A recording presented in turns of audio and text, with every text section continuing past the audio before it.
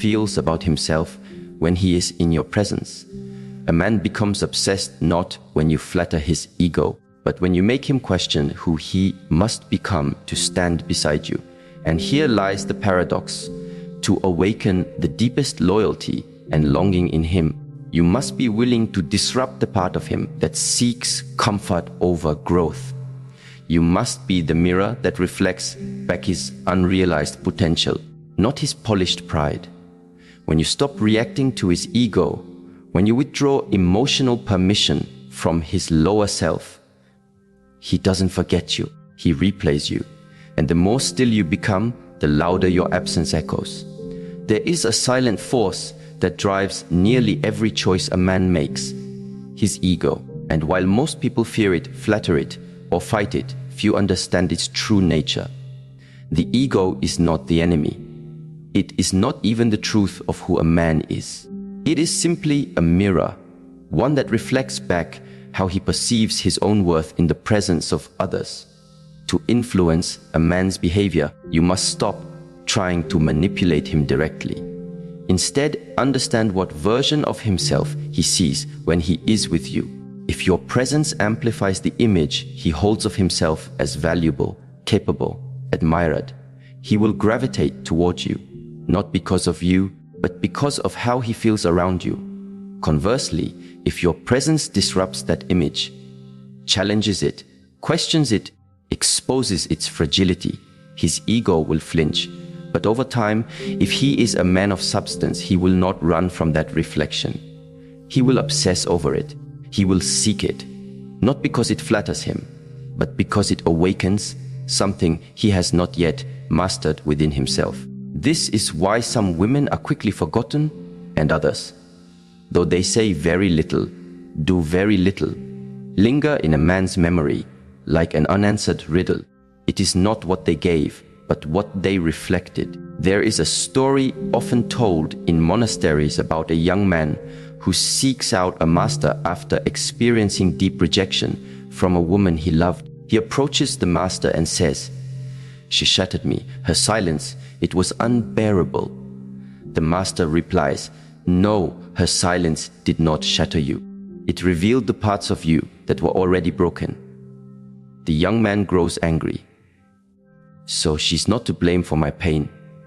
The master looks at him and says, "Pain is a teacher. Do not blame the teacher for showing you what you still need to learn."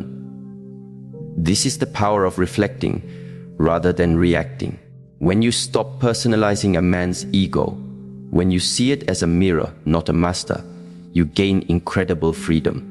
You stop overcompensating. You stop shrinking to avoid conflict. You stop performing roles that were never yours to play. Instead, you become grounded, clear, calm. There's a quiet kind of strength in a woman who no longer dances for approval. She doesn't try to inflate a man's ego to make him stay, nor does she seek to punish it when he pulls away. She simply mirrors back whatever truth he is unwilling to face within himself, and that, paradoxically, is what makes her unforgettable. A man's ego, by design, resists what it does not understand. But once he begins to associate your presence with deeper self-awareness, something subtle begins to shift. He may resist at first.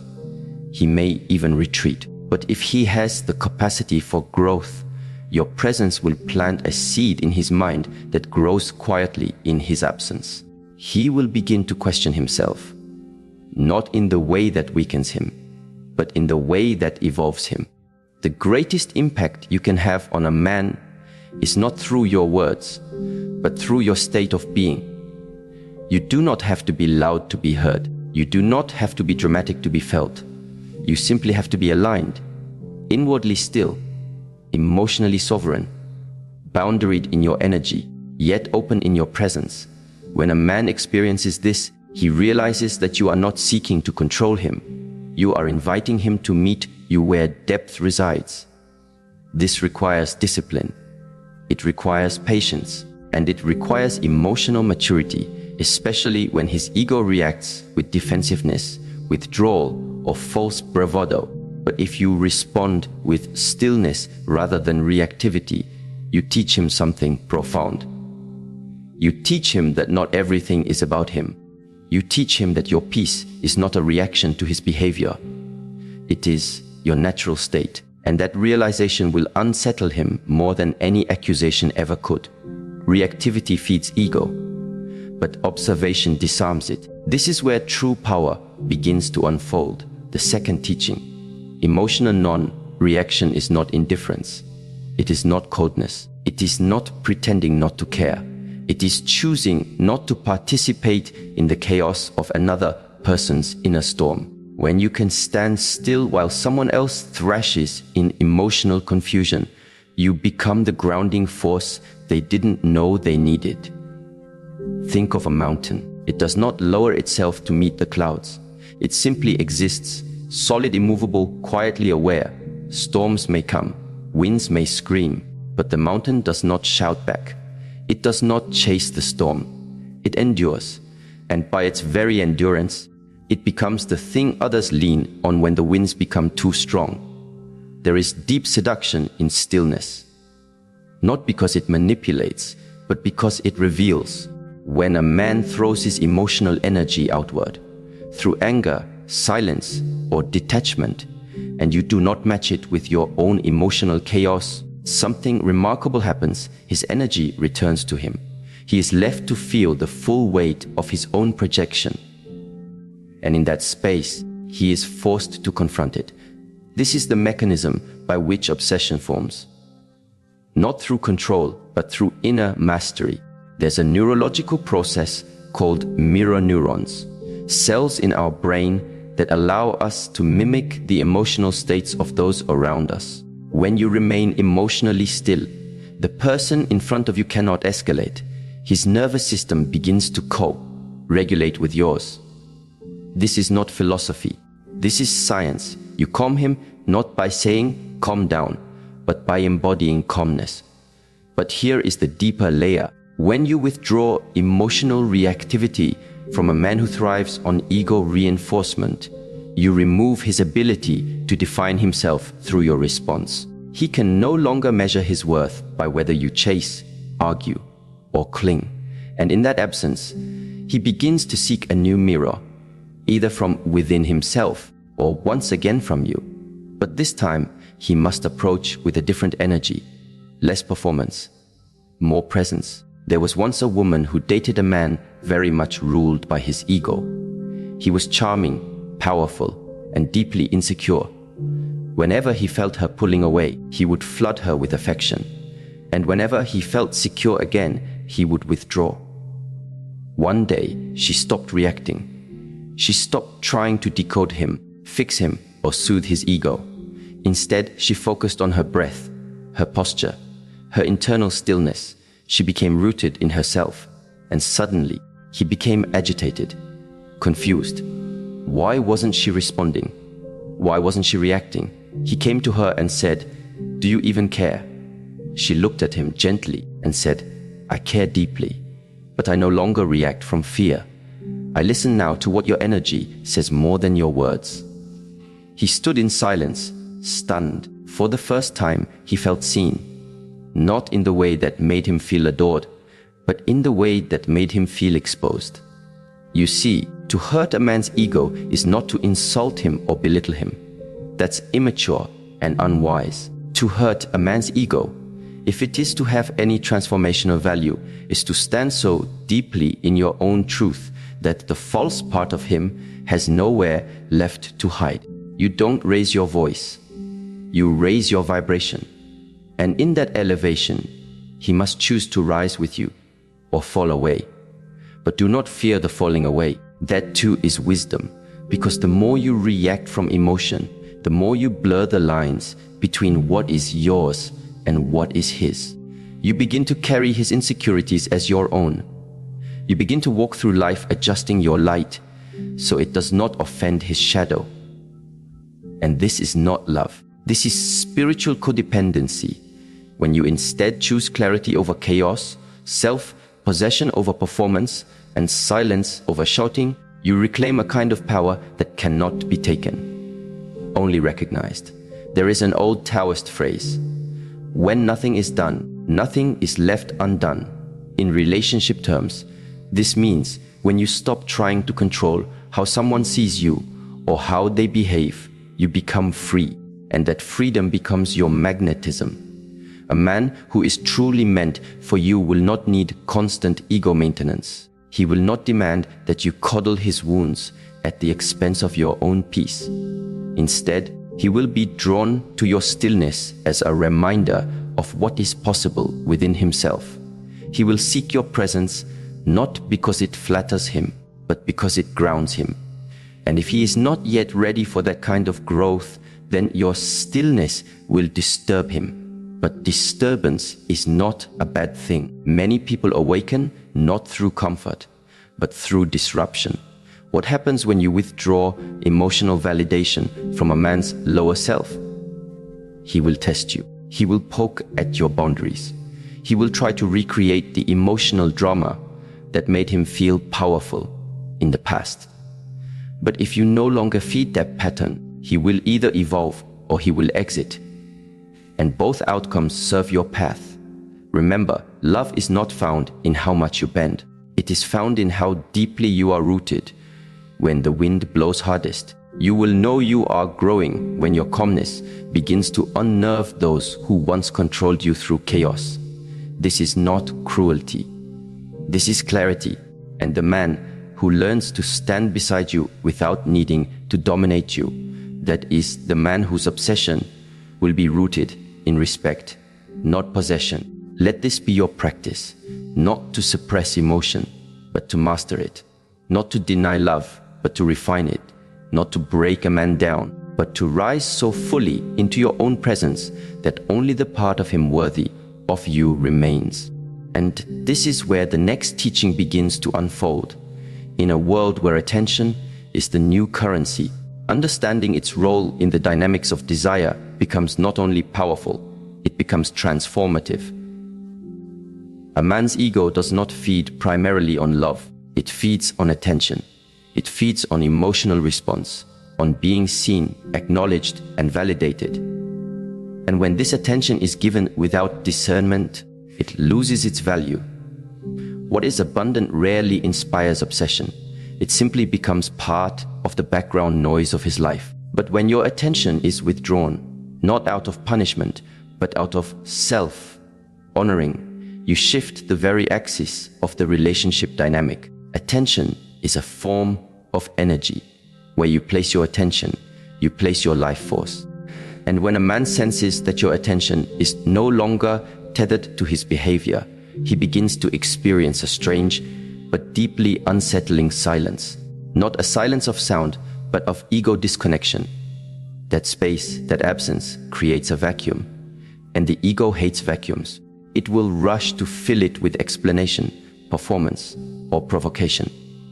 But if you have anchored yourself in emotional clarity, you will not rush to fill it with comfort. This is the moment when many women struggle. The impulse to explain, to fix, to reassure. It rises quickly, especially for those conditioned to keep peace through pleasing. But you must understand, in this moment, silence is not absence. It is instruction.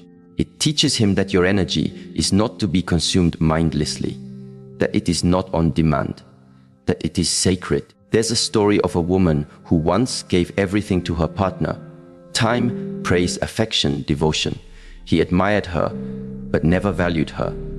One day, she stopped over giving. She stopped explaining. She started simply being present in her own life. She began tending to her own soul instead of managing his emotions.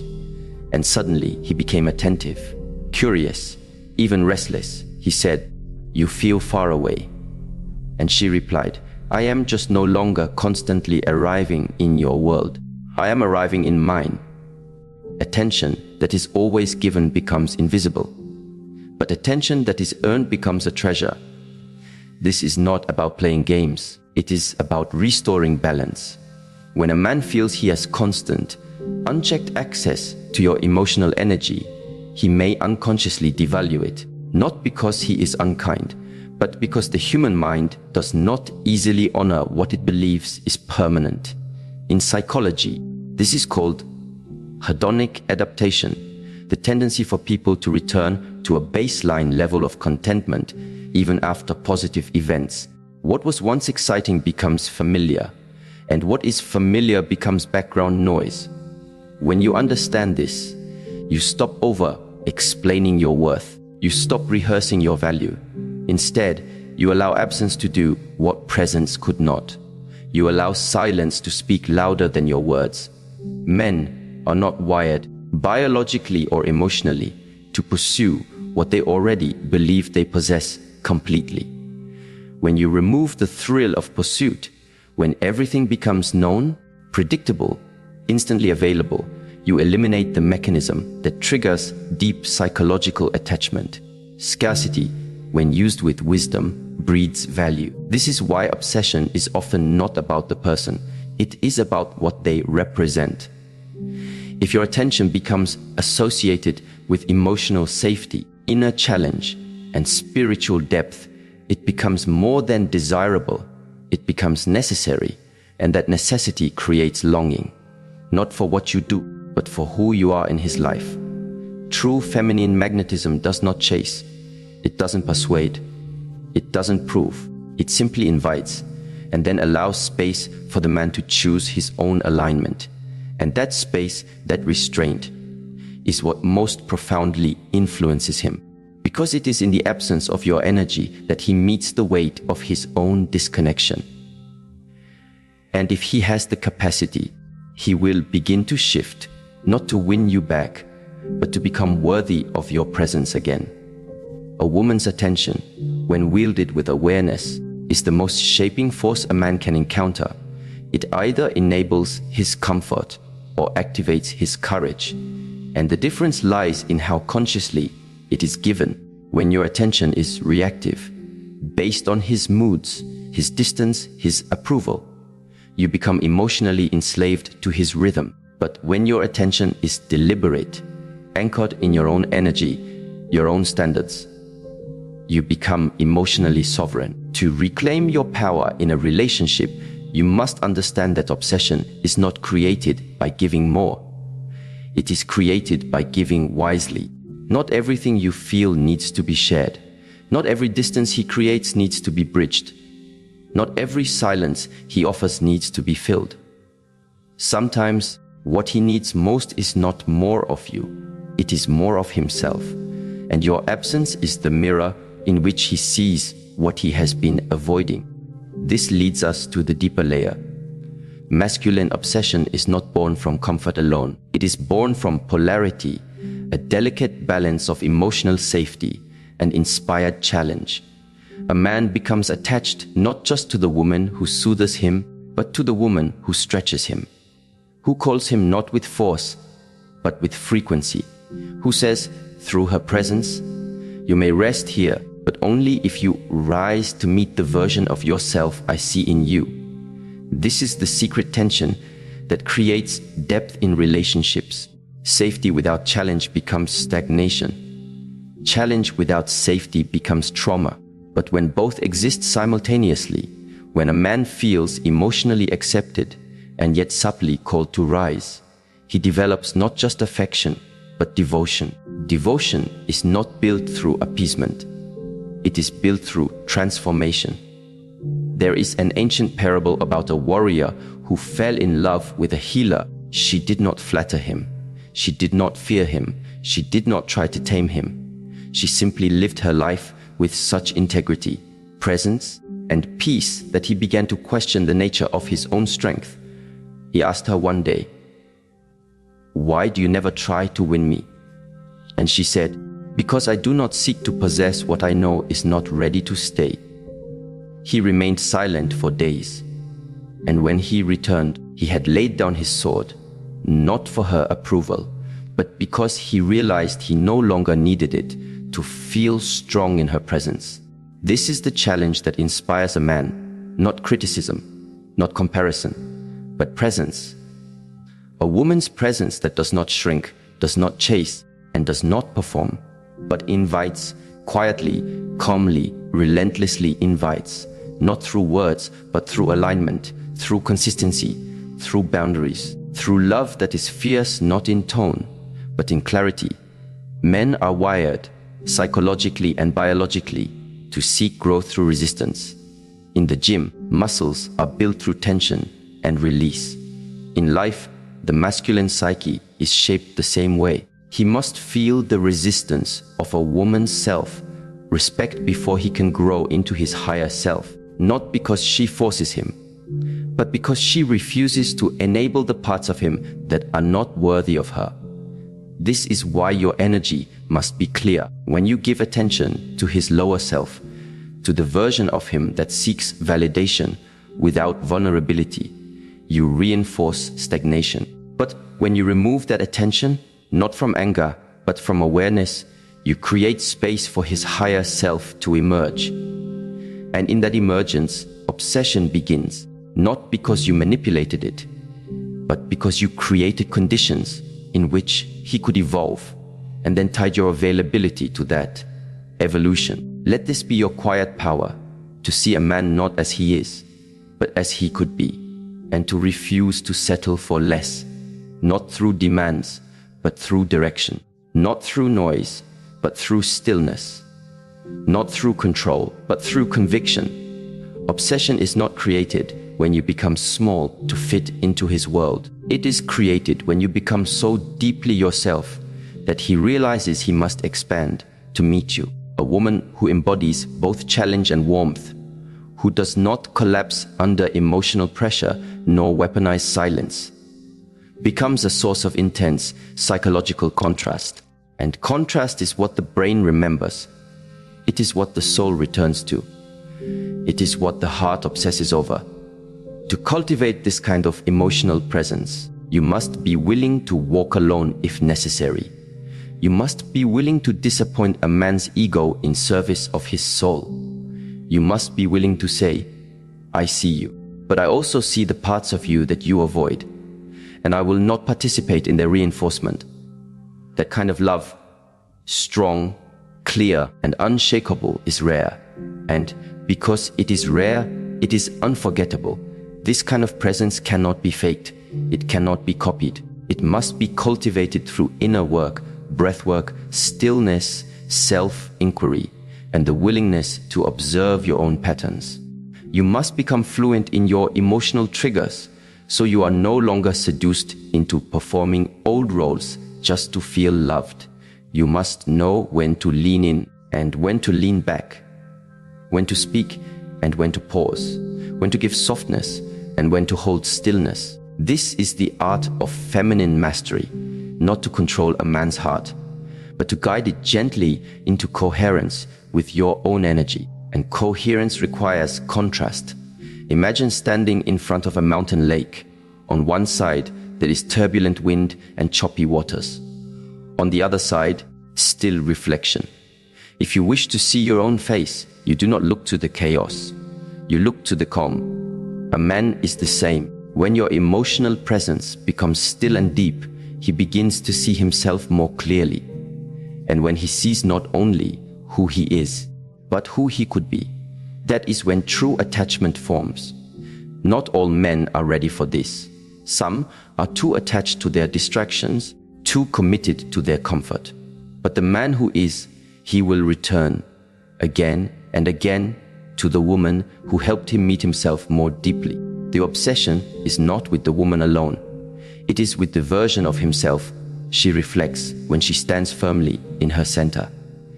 And so, you must remember, it is not your job to make a man desire you. It is your task to become so whole within yourself that his desire becomes a byproduct of your presence, not the source of your identity. The next truth will emerge from here, and it will not come through force. It will come through frequency, through the subtle, quiet, irresistible energy that says, this is who I am, this is what I offer, and this is where I stand. From there, the dance continues. Your energy walks into the room before your words ever arrive.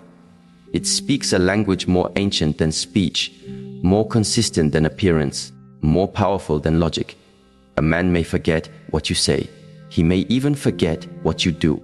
But he will never forget the way your energy made him feel about himself, about you, and about the space you co-created in silence. What you allow, you teach, but even more than that, what you embody, you instruct. If your energy communicates insecurity, he will relate to you through uncertainty.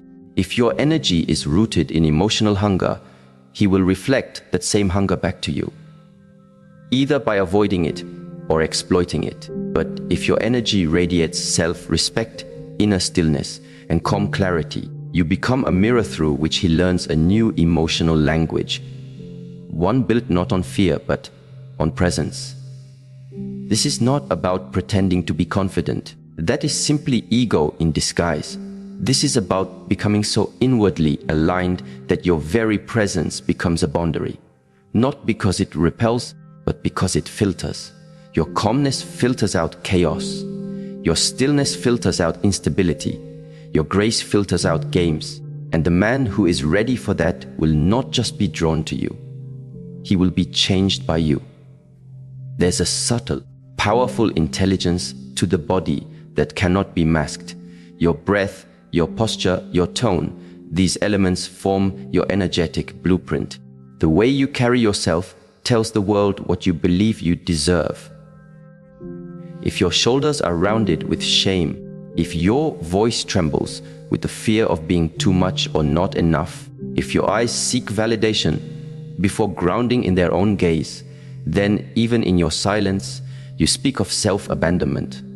But when you inhabit your body fully, when your breath is steady and your presence grounded, you teach others, especially men, how to meet you in a place of equal energy. You stop attracting what is chaotic because chaos has nowhere to root itself inside you.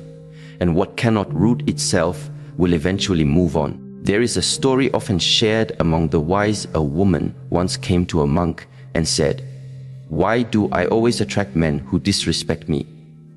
The monk replied, "Because you have not yet become too expensive for disrespect to afford." The woman looked confused. "But I do everything right. I love deeply. I give fully. I support endlessly." And the monk said, "Yes, but love without boundaries is not strength, it is supply. And supply without value becomes invisible." This is a hard truth to swallow, especially for those taught that goodness must always be loud or visible or constant. But in reality, true value is often quiet. It does not chase, it does not explain. It simply exists like a mountain, like the ocean, like a flame that needs no audience to burn brightly. The human nervous system is wired to respond to congruence. When your inner world matches your outer behavior, you become energetically coherent. This coherence is magnetic. It draws in people who are themselves seeking alignment. But when your words say, "I am whole," while your energy pleads, "Please choose me," there is incoherence. And that incoherence repels authenticity while attracting confusion. People will always meet you at the level of energy you hold about yourself. If you believe, even subtly, that love must be earned through suffering, you will unconsciously teach others to make you suffer before they love you. If you believe that peace is boring, you will draw in drama and chaos to simulate aliveness. If you believe that being needed is the same as being valued, you will find yourself in relationships where you are constantly overextending yourself just to feel seen. But when you begin to shift your internal posture, when you start inhabiting the truth that you are already whole, you send out a signal that is unmistakable, not loud, but steady. It says, "This is my standard, not just for how others treat me, but for how I treat myself." And that signal changes everything. A man will respond to your self-respect in one of two ways. If he is emotionally immature, he will feel threatened. He will try to undermine it, distract you from it, or make you question it. But if he is emotionally mature, if he is seeking truth more than control, he will rise to meet it. He will feel both safe and challenged in your presence, not because you are trying to change him, but because your energy invites him to remember who he really is. This is not manipulation. This is mastery. And mastery begins in the body. You must understand the body is not separate from your emotional energy. It is the transmitter of it. When you are afraid to speak, your throat tightens. When you betray yourself, your stomach churns. When you abandon your needs, your breath shallows. These are not accidents, they are messengers. And when ignored long enough, they become habits. Energetic habits that inform how people experience you. Start with your breath, slow it down, deepen it, let it drop into the belly. This alone shifts your nervous system from survival mode into connection mode. In survival mode, you seek to please, to avoid conflict, to chase validation. But in connection mode, you listen, you feel, you respond rather than react. Now observe your posture. Are you shrinking to avoid being seen? Are you leaning forward to chase approval? Or are you upright, relaxed, open, signaling both availability and sovereignty? Then your tone. Speak slowly, speak clearly. Do not rush to fill silence. Silence is your ally. It is not emptiness, it is space. And space is sacred. The woman who can sit in silence without panic is a woman who has befriended her own company. And a woman who enjoys her own presence becomes incredibly attractive. Not because she needs nothing, but because she has made peace with everything. The energetic foundation of attraction is safety. Not safety in the sense of protection from harm, but safety as in, I feel fully accepted in your presence. But acceptance does not mean tolerance. It means honesty. When a man feels that your energy is clear, that you will not betray yourself just to keep him comfortable, he begins to trust you. Not because you agree with him, but because you are true to yourself. And trust is the birthplace of obsession. Not lust, not admiration, but obsession. The kind that lives quietly in the corners of his mind long after you've left the room. The kind that is not born of drama or possession, but of reverence. This kind of energetic authority cannot be faked. Men can feel the difference between a woman who speaks boundaries but vibrates insecurity, and a woman who speaks softly but holds energetic certainty.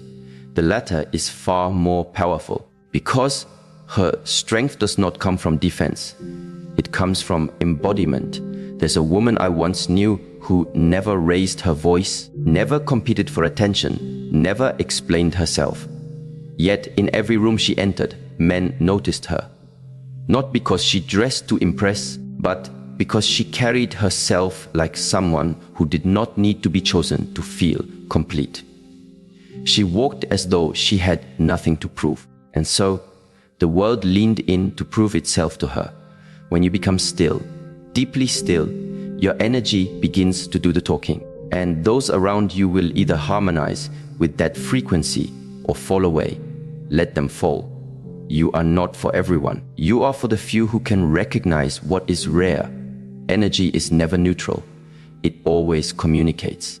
If you find yourself repeatedly in relationships where your needs are ignored, where your voice is drowned out, where your worth is diminished, look not first to them, but inward. Ask yourself, what have I been silently agreeing to through my energy? You may find that your energy has been saying yes when your heart whispered no. That your body has been tensed with resistance even as your mouth smiled politely. That you have been performing peace while hosting quiet storms within. This is where transformation begins. Not in trying to change others, but in recalibrating your own frequency.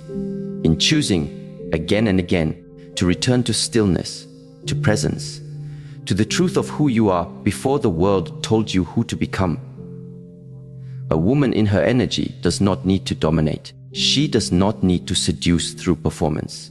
She seduces through alignment, through devotion to her own rhythm, through the audacity to be herself even when others misunderstand her. This does not mean she never compromises, but she never contorts. There is a difference. Compromise is rooted in love. Contortion is rooted in fear. One builds bridges, the other builds resentment. So how do you begin to shift your energy? First, observe. Begin to notice how your energy shifts around different people. Do you shrink around certain men? Do you become overly animated, overly accommodating? These are signs that your energy is adjusting out of survival, not sovereignty. Then reset. Use your breath to return to center. Use movement. Walk, stretch, dance to bring yourself back into your body.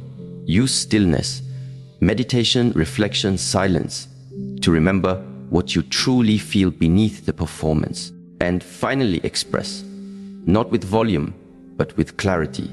Let your no be clear, your yes be whole, your maybe be honest. Let your tone carry your truth, not your fear. And when you do this consistently, you begin to reprogram not just your relationships, but your reality. Because reality, too, responds to energy. It reflects back to you what you believe you deserve. Not just consciously, but unconsciously. And when your energy becomes aligned with your worth, the entire field of your experience begins to shift. You stop chasing love. You become love. You stop proving yourself. You begin expressing yourself. You stop fixing others. You start healing yourself. And in that healing, your energy changes. Your presence changes. And the world begins to respond differently. People will treat you based on how your energy teaches them to. If you constantly forgive disrespect without requiring change, you teach them that your forgiveness is permission. If you constantly give more when they give less, you teach them that your love is conditional on your own self-neglect. But if you love with boundaries, if you give with awareness, if you speak with integrity, your energy becomes a force that reshapes the environment around you. Men, in particular, are sensitive to this. They may not articulate it, but they feel it. They feel when your energy is expansive or contracted. They feel when you are centered or scattered. They feel when your yes is rooted in desire or merely a survival mechanism to avoid abandonment. When your energy is clear, a man does not have to guess who you are. He simply feels it. And that feeling is what guides his behavior. You no longer have to teach him how to treat you with words. Your energy does the teaching. And so the question is never, why is he treating me this way? The real question is, what does my energy believe it deserves? From this awareness, the next path unfolds, and it unfolds not through explanation, but through elevation, through breath, stillness, and a quiet, unwavering decision to remember who you are, even when others forget. And as you return to that remembering, again and again, something powerful begins to shift, not just within you, but in everyone who enters your field. There is a kind of power that does not announce itself with words, nor rely on performance to make its presence known. It enters quietly, not to be seen, but to be felt. This power is stillness. In a world obsessed with doing, responding, reacting, and explaining, stillness is not just a refuge. It is a force. It is a deep, rooted strength that unsettles the uncentered, intrigues the emotionally hungry, and awakens those who are truly ready for depth. Especially in relationships, stillness is not passive. It is strategic, deliberate, and magnetic. Most people have never truly experienced the weight of their own silence. They fill space with noise because emptiness terrifies them. But in the absence of words, what rises is truth, and the truth is often difficult to sit with. This is why silence, when practiced with awareness, becomes one of the most effective forms of emotional clarity. It reveals who is listening, who is performing, who is uncomfortable, and who is aligned. In silence, you discover not only others, but yourself. Many women fear silence in relationships because they equate it with rejection, with coldness, with emotional distance. But silence is only harmful when it is a weapon, when silence is intentional, not as avoidance, but as clarity. It becomes an amplifier of presence.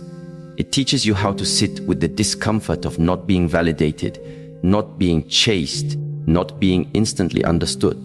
And in that discomfort, you find sovereignty. The stillness we speak of here is not merely the absence of speech. It is the stillness of emotional non-reaction, the stillness of inner alignment, the stillness of not needing to fix, explain, or prove anything. It is the space between your trigger and your response.